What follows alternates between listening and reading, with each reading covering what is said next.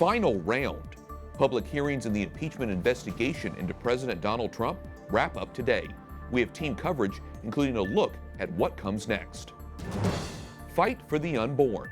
What leading Democrats said about abortion during a debate last night in Atlanta. Drawing a crowd. Pope Francis spends a busy day in Thailand. We have a report from the country, plus analysis of his trip. And, oh Christmas tree. See how the Vatican is starting to prepare for the Yuletide season. On EWTN News Nightly for Thursday, November 21st, 2019.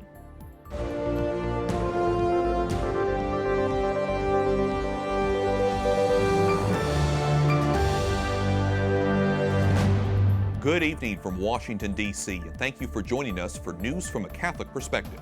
I'm Wyatt Goolsby. Two more witnesses cap an intense week in the historic impeachment inquiry into President Donald Trump. One of the witnesses was Fiona Hill, a former White House National Security Advisor who says she was alarmed by what she saw unfolding around her. Committee will come to order. Fiona Hill was a member of the National Security Council at the start of the Trump administration. We knew that the Ukrainians would have on their agenda inevitably the question about a meeting. Hill, referring to a meeting where EU Ambassador Gordon Sondland and the president's acting chief of staff, Mick Mulvaney, had worked out a deal for Ukraine's president to visit the White House. It was in exchange for Ukraine opening investigations into former Vice President Joe Biden and his son Hunter. The president could not have been clearer. Hill testified her boss, former National Security Advisor John Bolton, wanted no part of it. You tell Eisenberg, Ambassador Bolton told me, that I am not part of this whatever drug deal that Mulvaney and Sondland are cooking up. What did you understand him to mean by the drug deal that Mulvaney and Sondland were cooking up? I took it to mean investigations for a meeting. Democrats, led by Chairman Adam Schiff, say Hill's testimony and that of State Department official David Holmes supports their view that President Trump engaged in impeachable activity during his phone call with the Ukrainian leader. They say the hearings have proven the efforts to impeach the president should continue. Ranking Republican Devin Nunes slammed his Democratic counterparts, calling the inquiry a sham. With this wrenching attempt to overthrow the president, they have pitted Americans against one another and poisoned the mind of fanatics who actually believe the entire galaxy of bizarre accusations they have leveled against the president since the day the American people elected him. The White House responds to today's impeachment hearing, saying Democrats are motivated by a sick hatred for the president. The administration says witnesses rely heavily on presumptions, assumptions, and opinions. President Trump is also pushing back against David Holmes' claim. White House correspondent Mark Irons reports. Good evening, Mark. Good evening, Wyatt. Impeachment witness David Holmes said he overheard a phone conversation in which President Trump sought reassurance Ukraine would carry out an investigation into the Bidens. But President Trump says that's just not possible, and he can't believe the impeachment probe continues. President Trump tweets, "I never in my wildest dreams thought my name would in any way be associated with the ugly word impeachment. The calls, transcripts were perfect. There was nothing said that was wrong, no pressure on Ukraine." The president denies withholding a White House visit and security assistance to Ukraine in exchange for the country's pledge to investigate political rival Joe Biden. And let me tell you, it's a hoax, it's a disgrace, it's an embarrassment to our country. The president says the public transcript of his July 25th phone call with the president of Ukraine clears his name. Today, we heard more about a phone call that happened a day later. U.S. diplomat David Holmes says on July 26th, he was in a restaurant in Kiev with impeachment witness Ambassador Gordon Sondland. Sondland used his cell phone to call President Trump. Holmes says he could overhear the president ask if Ukraine's president would pursue investigations. So you heard President Trump ask Ambassador Sondland, is he going to do the investigation? Yes, sir. But President Trump says Holmes would not have been able to hear that. He tweets, "I have been watching people making phone calls my entire life. My hearing is and has been great. Never have I been watching a person making a call which was not on a speakerphone and been able to hear or understand a conversation. I've even tried, but to no avail. Try it live." Holmes says the president was speaking very loudly to Sondland. When the president came on, he sort of winced and held the phone away from his ear like this. As for Sondland's response to President Trump's question about Ukraine's president carrying out investigations, he said, oh yeah, he's going to do it. He'll do anything you ask. Top White House officials and Republican lawmakers have reportedly agreed that the Senate should conduct a full trial if the House impeaches President Trump. That would give them an opportunity to share their side of the story rather than rush a vote. But either way, the Republican-controlled Senate is not expected to convict and remove President Trump from office. Wyatt. White House correspondent Mark Irons reporting. Thanks, Mark. A Republican lawmaker also blasts today's testimony. Still ahead, you'll hear why Representative Andy Biggs is especially critical of the witnesses. Democrats running for the White House held their 5th debate last night in Atlanta. Several candidates weighed in on abortion and specifically if there's room for pro-life members of their party.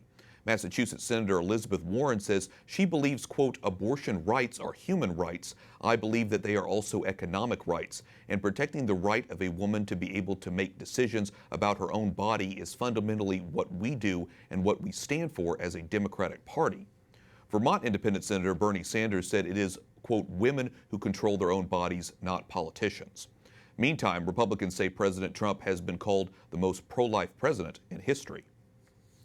Officials at Syracuse University say a white supremacist manifesto sent to some students likely was a hoax, but the incident has left the campus shaken, and the school says it fell short in responding to a recent string of racial incidents.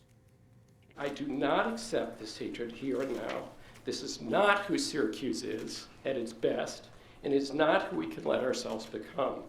Chancellor Kent Syverud says he will agree to many of the changes requested by students, but cannot immediately commit to all of them, which prompted some in the crowd to walk out and protest. 4 students have been suspended following a verbal assault directed at an African-American student last week.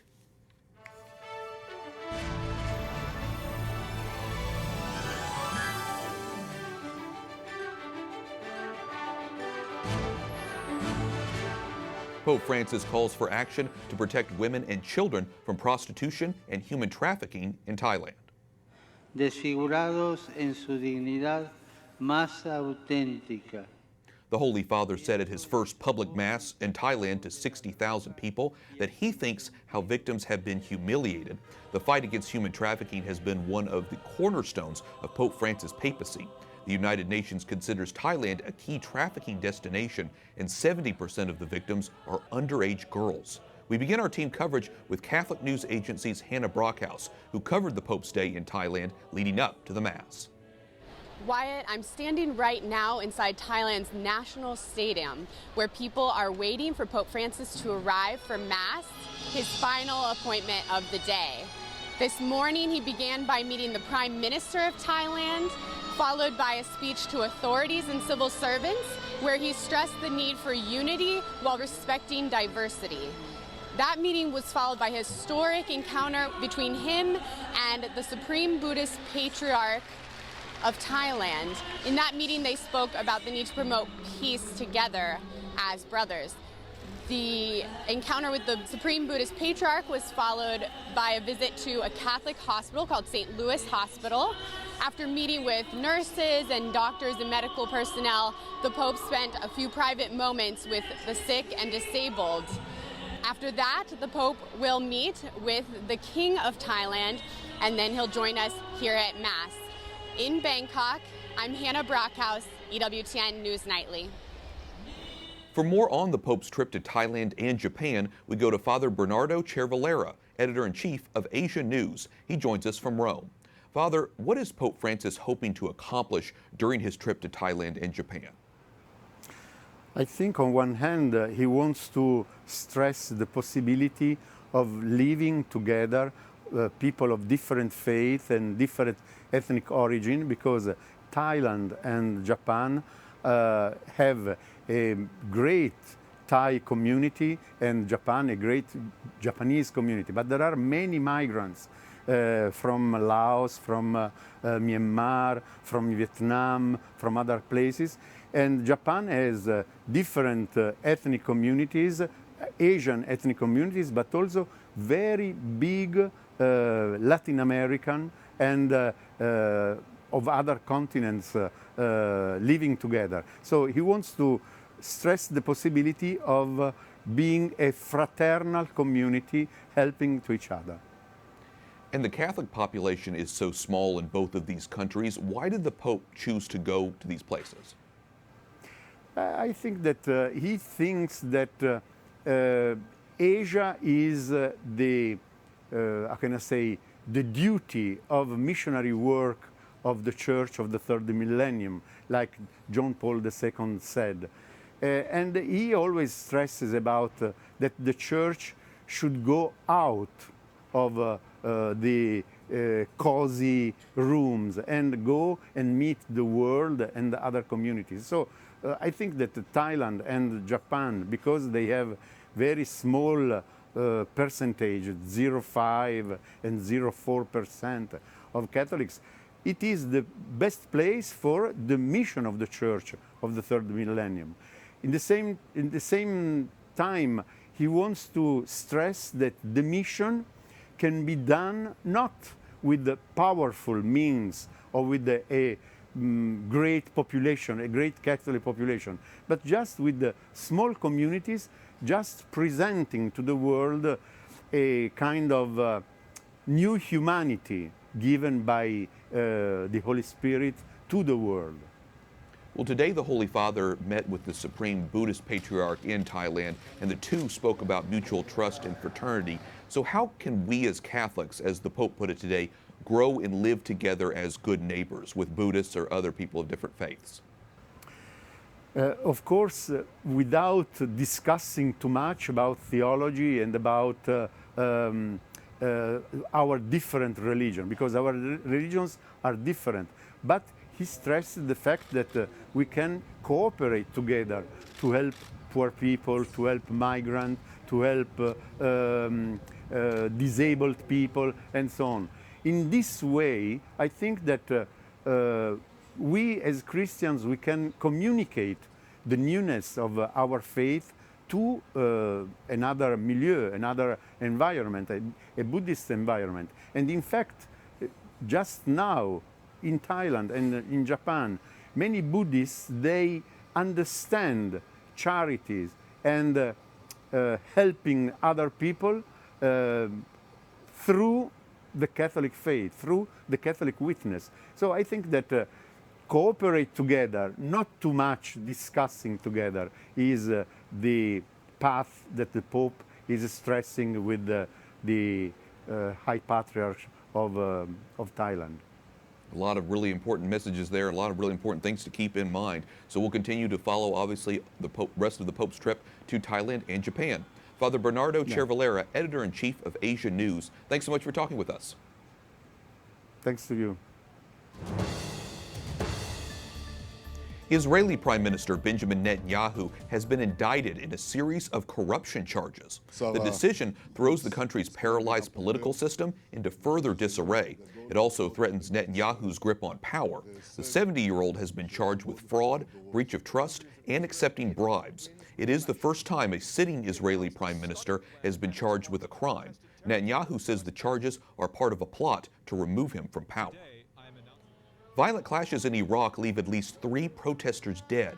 Medical workers in Baghdad rushed to help the victims, including another 24 people who were injured on the scene. Security forces fired live ammunition and tear gas to disperse the protesters who are upset with government corruption and lack of basic services. More than 20 protesters inside Hong Kong Polytechnic University surrendered to police today. They were holdouts from a much larger group that occupied the campus after battling police over the weekend. Some protesters are still held up on campus as resistance. They demand fully democratic elections in Hong Kong to resist mainland China's increasing control over the semi-autonomous city. Coming up, a look at the latest developments in the impeachment investigation into President Donald Trump.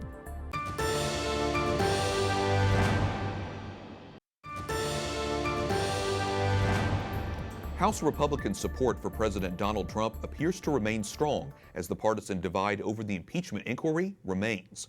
Democrats are pointing to yesterday's testimony by Ambassador Gordon Sondland as connecting President Trump to a quid pro quo, conditioning military aid to Ukraine on investigations into former Vice President Joe Biden and his son. Many GOP lawmakers say Sondland's testimony has not changed their minds. Joining me now from Capitol Hill is Chairman of the House Freedom Caucus, Republican Congressman Andy Biggs. Congressman, welcome back to the program. We've now heard testimony this week from career diplomats who say they believe there was a quid pro quo. What's your response to what you've heard?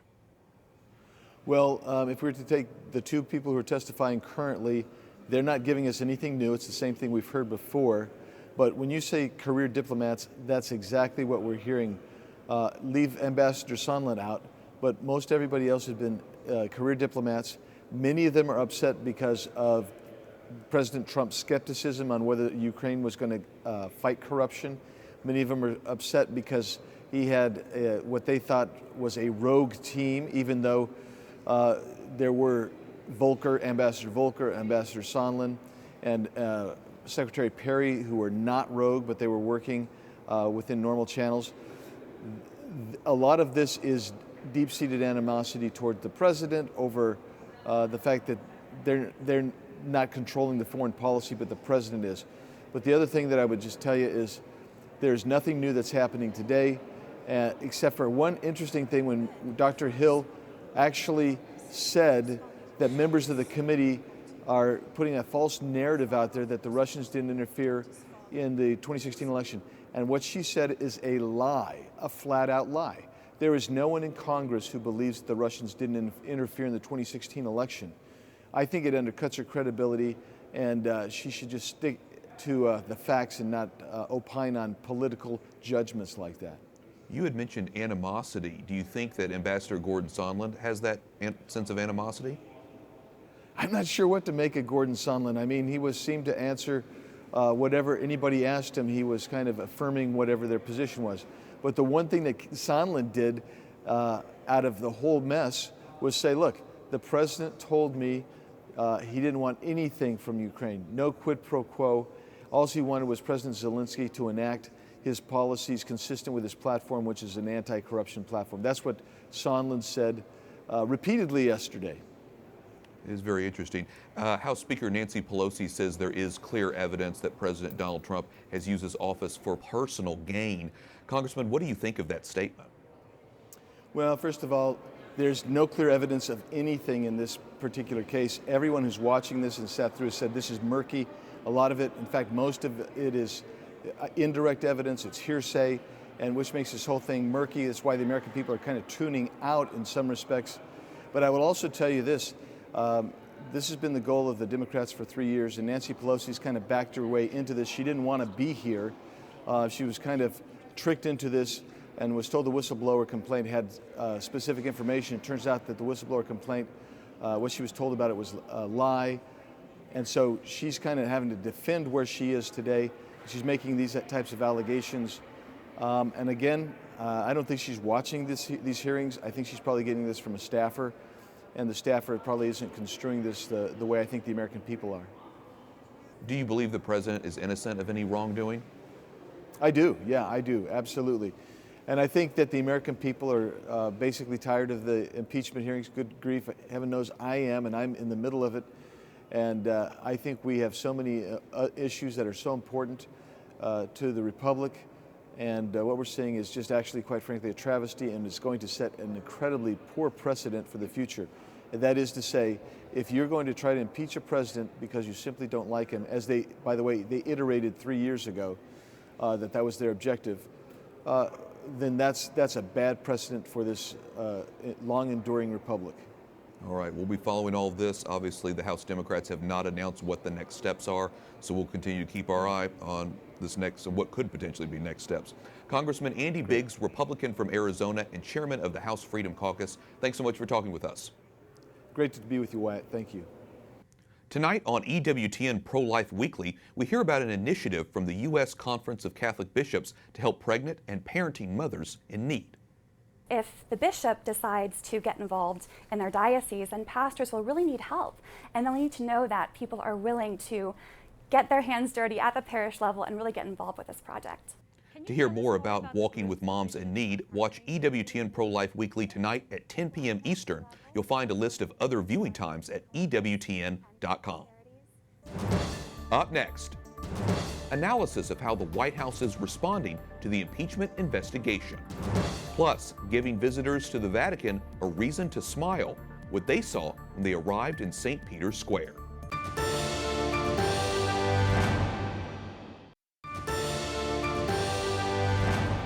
Today marks the 5th day of public hearings in the House impeachment inquiry into President Donald Trump, allowing the American people to hear directly from the current and former administration officials. Joining me now to offer his analysis is Christopher Bedford, editor-in-chief of the Daily Caller. He's also the author of The Art of the Donald. Chris, welcome back to the broadcast. We've had 5 days of testimony. Do you think we have any clear picture of what's going on? 5 grueling days of testimony, and it's been a little bit of a tough shot for Republicans here because it's really opened up how this sausage is made, how foreign policy is made, and how maybe these people say it should not have been made. And there are a lot of back dealings, there's a lot of different people just jockeying for where they can be in charge.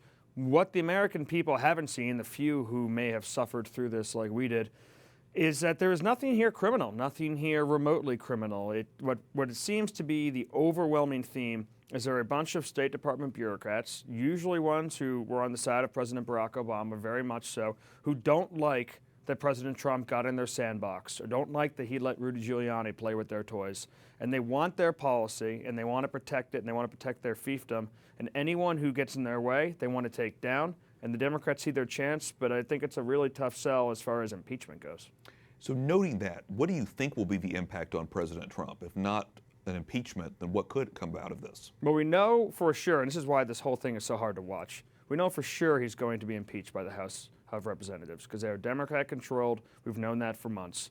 And we know for sure that the Senate is going to let him off, unless something that we have no idea about comes out, which is very unlikely at this point.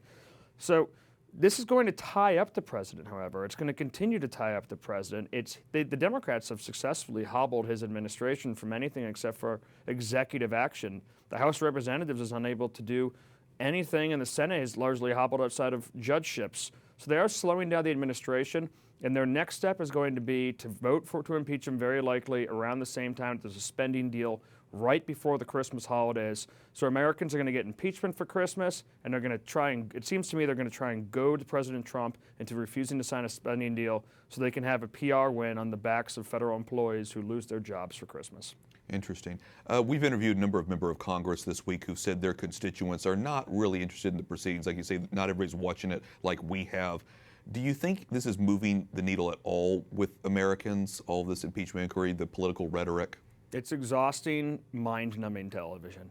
It's extremely difficult to watch. Maybe the recaps afterwards are somewhat decent. You can read it all in an article.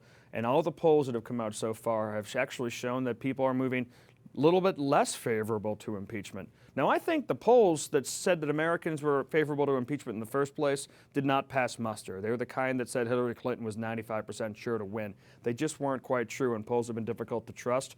But so far, this has only muddied waters. It's only made things murkier, and it's just going to be a PR battle where the die are already cast. I want to switch gears a little bit here and get your take on last night's Democratic debate on the issue of life, because Senator Elizabeth Warren stated again her pro-abortion stance. We also heard that from Bernie Sanders. But Elizabeth Warren didn't go as far as to say the Democrats should exclude pro-lifers from the party. Still, obviously, this whole thing can be confusing for some. What message do you think the party is sending overall? The party sent years ago with Tom Perez and everyone else at the DNC saying there is no room for people who are pro-life at the Democratic Party. You can hold your own private views maybe, but you better keep them to yourself. Elizabeth Warren seemed last night to try and dial that back to your point, but it's already done. So if you want to support a Democrat, essentially, or vote for the Democratic Party in the national stage, you can be sure that that is going to be the party that is pro-abortion and will do everything they can to increase access to it, and not just make it safe and rare, but now to embrace it as something that shouldn't even be stigmatized, something that's not a wrong at all. I don't see a real future in the current Democratic Party for Catholics, even though last night was a glimmer. Well, I know a lot of Catholics are praying for change in that regard, so we'll continue to follow the situation. Yeah. Christopher Bedford, editor-in-chief of the Daily Caller, thanks so much for coming on. Thank you. Finally tonight, Pope Francis may be on a trip abroad, but there's still plenty of activity back in St. Peter's Square. The Vatican's Christmas tree has arrived. Take a look. It's 85 feet tall. It will stand alongside the crib in the nativity scene. The tree comes from the province of Vicenza and is in memory of the devastating storm there last year. The Holy See will bless the nativity scene early next month. Just a reminder, there are only 34 days until Christmas. And of course, the first Sunday of Advent is Sunday, December 1st. And noting all of that, that wraps up our newscast for tonight. For the entire EWTN News Nightly team, I'm Wyatt Goolsby. We'll be back tomorrow with more news from a Catholic perspective. Good night and God bless.